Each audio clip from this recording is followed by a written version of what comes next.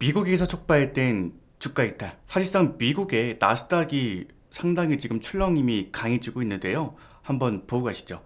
이 나스닥이 지난번에 이제 많이 빠졌어요. 아마 코로나 투미 이후에 이렇게 많이 큰 낙폭을 보인 것은 처음인 것 같은데, 제 기억이 맞다면. 자, 나스닥이 빠지면은 S&P 500은 어땠을까요? S&P 500도 일단 4,100포인트 저점을 한번 이탈했군요. 다우존스도 마찬가지겠죠. 다우존스도 큰 폭은 아닙니다만은 저점 이탈은 저점 이탈이에요. 그죠? 자, 그러면서 이제 독일 증시와 프랑스 증시도 지난 밤에 한번 저점을 위협하는 또 큰 폭의 낙폭이 진행이 되었는데, 글쎄요, 일단 오늘 밤 한국 시간으로 유럽 증시와 미국 증시가 어떻게 반등하느냐에 따라서 우리 증시도 여기에 영향을 조금 미칠 수는 있겠죠.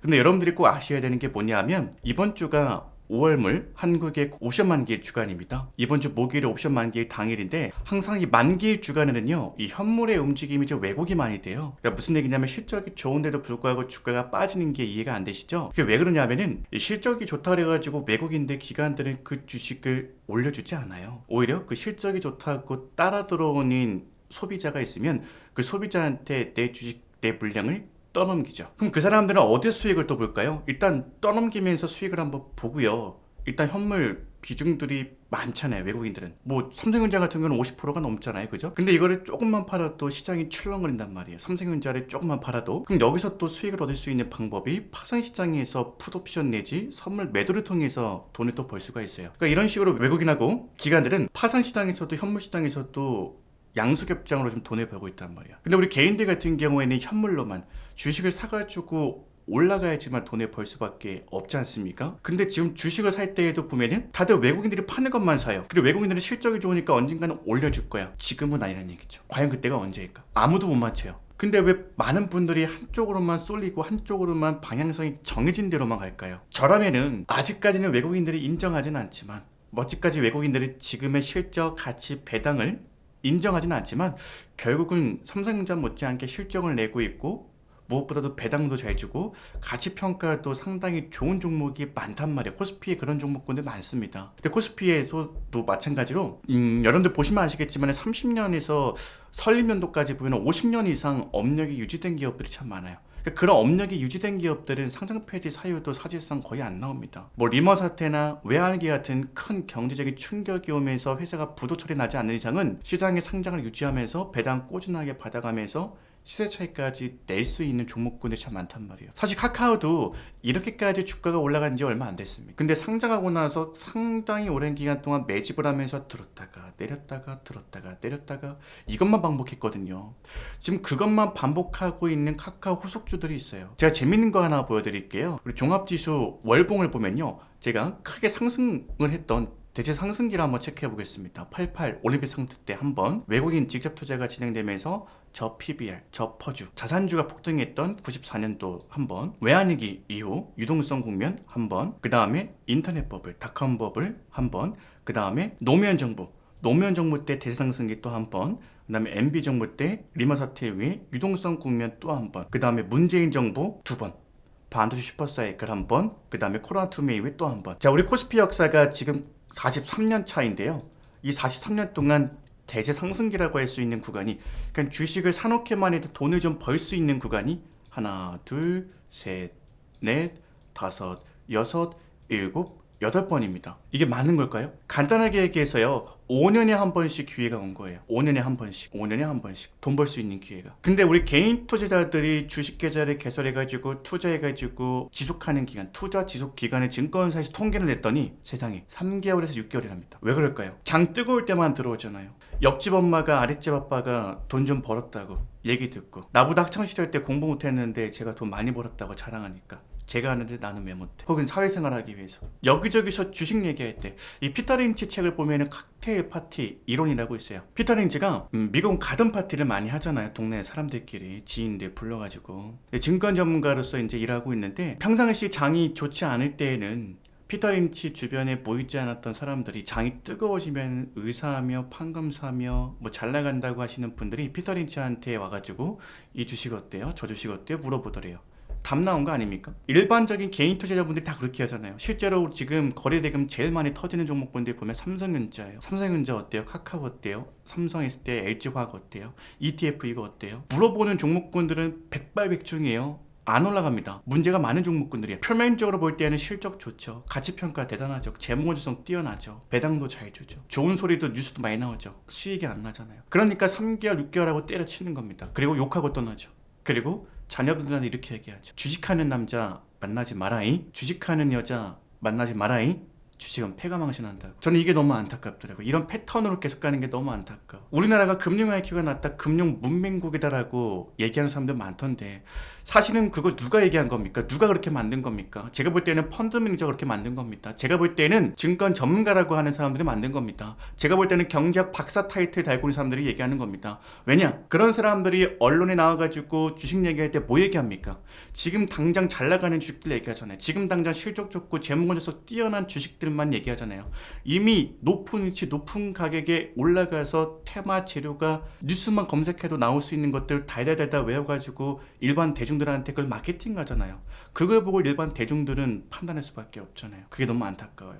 아이러니하게도 그런 거를 하는 사람들이 금융 문맹국이라고, 금융 IQ가 낮다고, 한국 사람들은. 누가 그렇게 만들었는데요. 낮은 위치, 낮은 가격에 있는 때는 주식 전도를 안 하다가, 주식에 대해서 얘기를 안 하다가, 주가가 올라가면은 자기네들 먹고 살겠다고 홍보를 많이 하잖아요. 주식하라고. 어떻게 됐습니까? 3개월, 6개월하고 때려치죠.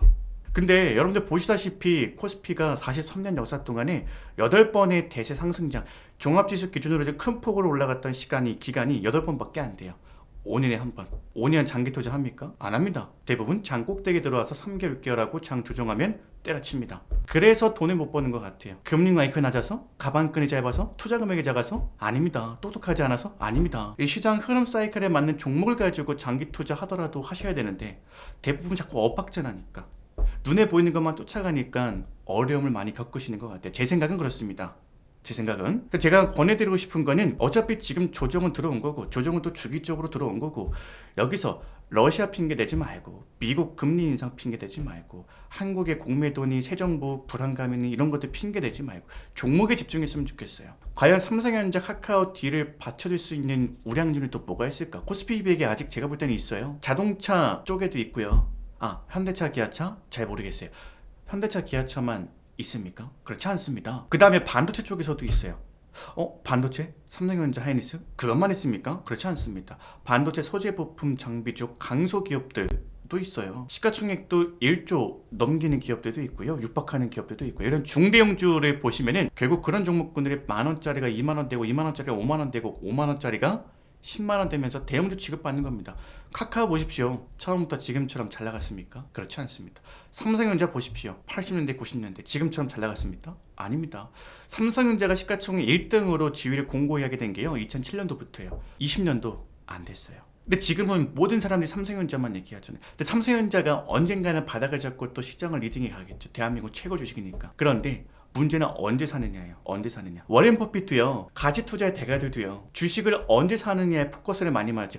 정확하게 얘기하면 그 타이밍을 맞춘다기보다도, 마켓 타이밍을 맞춘다기보다도 가격에 집중을 많이, 얼마에 사느냐. 좋은 주식을 싸게 사는 거는 사업의 기본입니다. 투자의 기본입니다. 근데 얼마나 많은 사람들이 좋은 주식인 건 알겠는데 그걸 제값을 넘어서서 버블 낀 가격에 삽니까? 근데 그 당시에는 나는 싼 가격에 샀다고 생각하지. 쉽게 얘기해서 요즘에 꼬마 빌딩이 유행이더라고요. 꼬마 빌딩 200억짜리 내가 샀어요.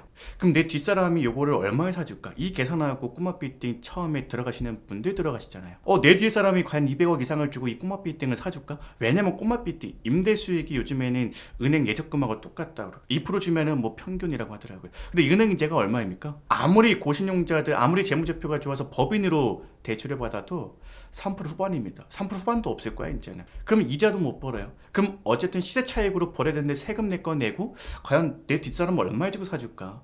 근데 주식을 사실 때에는 그런 생각들을 안 하는 것 같아요. 내 뒷사람은 이걸 얼마에 사줄까? 내가 비싼 가격은 아닐까? 근데 주가가 조정 오니까 지금 그런 생각이 문득 많이 드실 거예요. 근데 그때는 이미 손실이 많아져가지고 짜증이 많이 나셨을 거예요. 특히나 오늘처럼 시장이 크게 출렁일 때에는 더 그렇죠. 근데 이럴 때 바닥을 다져가는 종목군들이 분명히 있어요. 그 종목군들을 잘 찾아봐요. 저 같으면은 지금 시황 뉴스 보면서 시장 걱정할 게 아니라 이 시장 조정하면서 종목들이 얼마나 싸질까, 얼마까지 빠질까, 여기서 내가 샀을 때는 리스크 폭은 얼마이고 대신에 배당은 얼마 받고 올라갔을 때 전고점까지 올라갔을 때 전고점 이상까지 주가가 올라갔을 때 내가 얻을 수 있는 수익은 얼마일까? 이런 시나리오들을 좀 계산하면서 투자하시면 좀 편하지 않을까?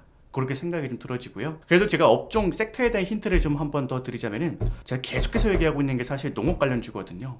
농업 관련주가 거래량 터틀렸다가 거래량 또 빨렸다가 뭔가 매집하는 것 같아요. 이 중소형 주 중에서 농업 관련 종목군들 좀 보세요. 지금 러시아 우크라이나 전쟁이 확전되면서 확대되면서 길어지면서 장기화되면서 인플레이션이 폭발하는 시점에서 러시아 우크라이나 전쟁 중에서 가장 수혜를 아이러니하게 많이 받고 있는 섹터들이 에너지 쪽하고요. 곡물 사료 이런 쪽이거든요. 근데 그 테마까지 재료까지 반영되면서 근데 그 전에 러시아 전쟁 전에도 사실 실적이 좀 괜찮은 농업 관련주들 많았습니다. 그것도 한번 좀 보십시오. 삼성전자는 많이 올라갔는데 카카오는 많이 올라갔는데 농업 관련주는 바닥에서 머물러 있으면 요거 좀 사봐야 되지 않을까요? 거기다가 에너지 관련 섹터들도요 배당 주는 애들 많아요. 근데 저라면은 투자 금액이 많지가 않다면 배당 주는 중소형 가치주를 좀 받겠어요. 석유, 가스 중에서 에너지 섹터 중에서. 그래서 주가가 좀 많이 떠 있고 물론 줄 상한가 나온 종목군들이 있어요. 대놓고 얘기하죠. 뭐 GSE 같은 것들은 보지 마세요. 상한가가 쫙 나가고 뒷국면에서 반등 나오는 것들은 단타하는 분들은 아침 9시부터 9시 반까지 잠깐 나와서 조금 튀겨먹고 제때 못 팔면 또 쭉 내려오고 이런 건 하지 마세요. 시장이 조정할 때 꼭 기억하셔야 되는 게 뭐냐면 먹는 건 찔끔 혹이라도 빠질 건 많이 이거 하면 안 돼요. 시장이 조정할수록 더 보수적으로 해야 돼요. 시장이 조정하면 많이 올라간 것도 많이 빠지고요. 바닥에 있는 것들도 많이 빠져요. 근데 바닥에 있는 거 많이 빠지더라도 시장이 반등할 때 우상향할 수 있는 종목군들이 있단 말이에요. 그럼 주가는요 역배열에서 출발해서 정배열로 마무리해요. 이 말뜻을 잘 이해하셔야 돼요. 바닥에서 출발해가지고 정배열 꼭대기에서 마무리한다고. 그러니까 지금 바닥을 다지고 있는 가치주 우량주 중에서 역배열에서 시장이 조정하는데도 불구하고 삼성전자랑 다르게 오른쪽 엉덩이가 그러니까 우상향하는 종목군들을 찾아보시면 있다. 거기다 기업 분석까지 덧붙이면 금상첨화죠. 거기다가 지금 시장이 원하는 테마군 섹터까지 버무려져 있다면 금상첨화죠. 찾아보십시오. 분명히 있습니다.